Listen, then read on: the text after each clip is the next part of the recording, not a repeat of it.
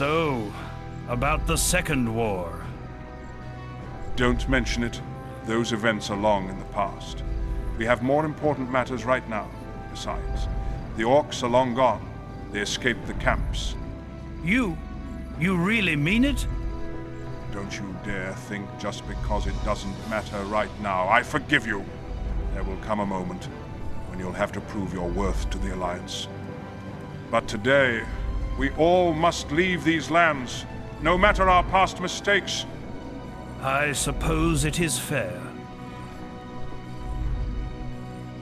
The Gilnean forces are almost ready. We should go aboard right now. Right. Let's go. Those lands you spoke of, are they really there in the West?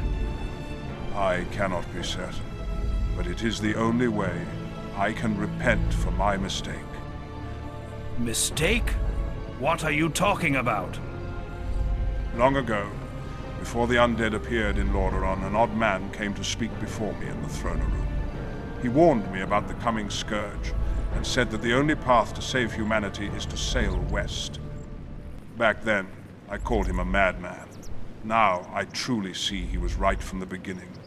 A strange reason to seek some distant land from legends. But it seems that's all we have left.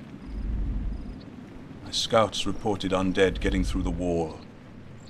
Our choices are fight and die, only to end as zombies in the undead army, or leave these lands and travel wherever the tides take us.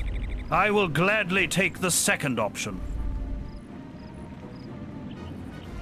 Likewise. Now, enough talk. I will feel much safer on board.